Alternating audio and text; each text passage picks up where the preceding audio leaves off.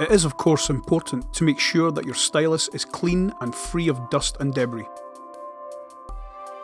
And it goes without saying that you should try to keep your record collection clean also. We recommend that you do not blow dust off the stylus, as this can introduce dirt into the cartridge and moisture inside the cantilever. At Linn, we recommend using our green paper to clean the stylus. Cut a strip approximately 20mm by 40mm in size. Holding the strip at one end only and applying minimal force, draw it gently across the stylus in the direction of travel, from the back of the stylus to the front 2 or 3 times, taking care to avoid contacting any other areas of the cartridge. This method will clean and polish the stylus tip.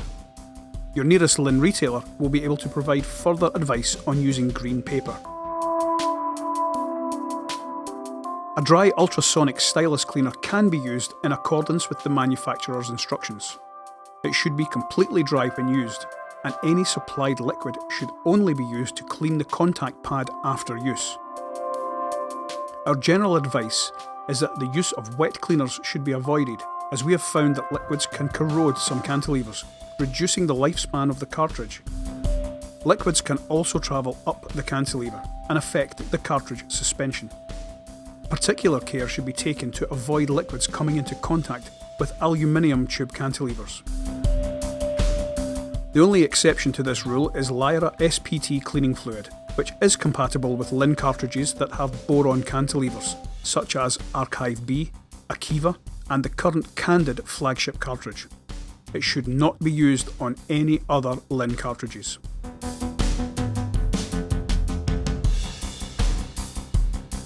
Make sure your tone arm is set to the correct tracking weight and anti-skate bias as per the manufacturer's specifications for your cartridge.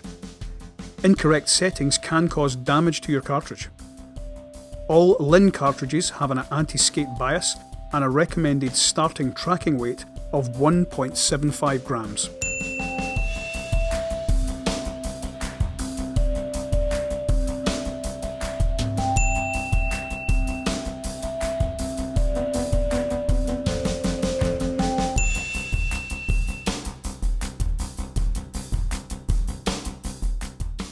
The wooden plinth should be cleaned with a dry microfiber cloth.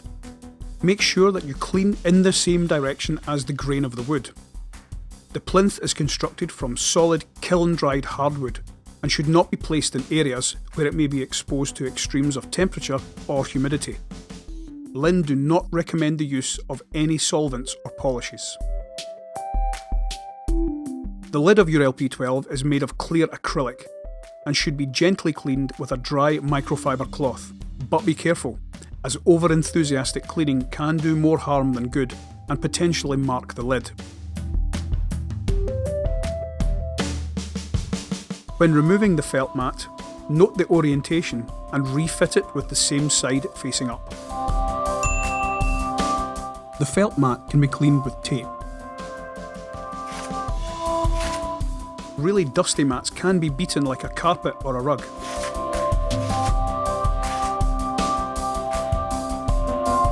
If static is causing your mat to cling to your records when removing them from your turntable, a small application of double-sided tape can secure it to the platter.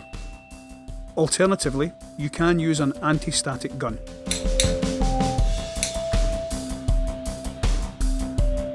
The platter should be cleaned with a dry, lint-free cloth.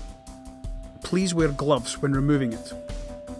Some older platters will darken with age due to the alloy oxidising. We do not recommend polishing the platter rim, as this removes the protective lacquer and results in rapid degradation of the finish. Newer platters have a different type of lacquer which seals the alloy, making them less prone to tarnishing.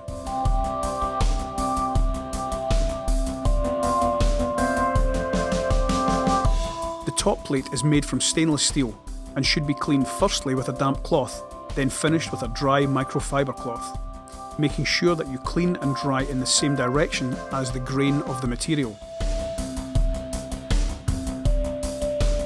The armboard of an LP12 can be made from either a wooden laminate or from machined aluminium.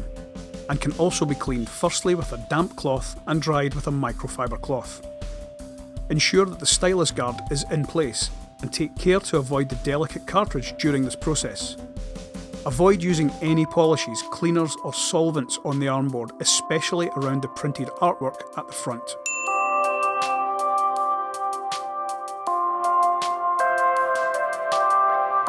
When removing the belt for cleaning, note its orientation and refit it the same way.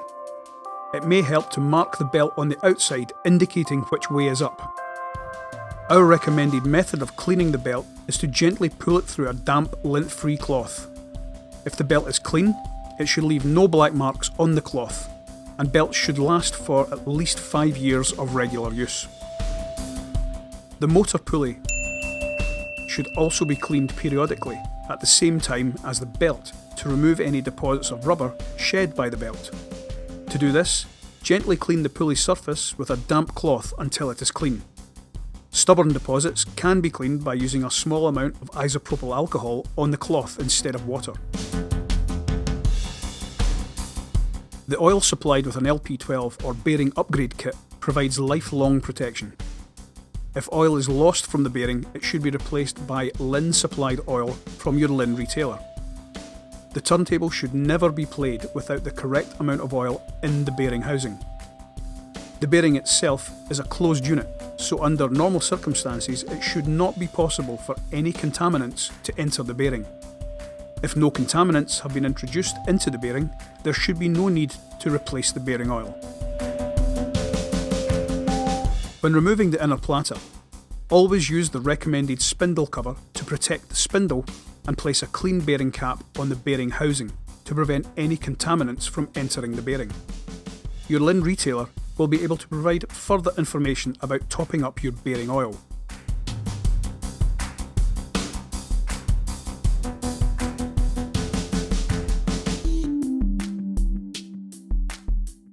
An LP12 should never be moved with the outer platter fitted.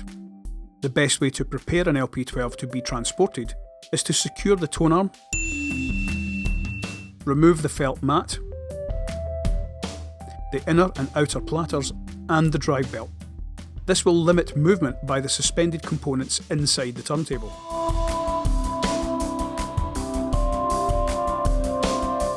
It is possible to move an LP12 with the inner platter fitted by bracing some cardboard underneath the platter rim. Once fitted, you can safely move your LP12.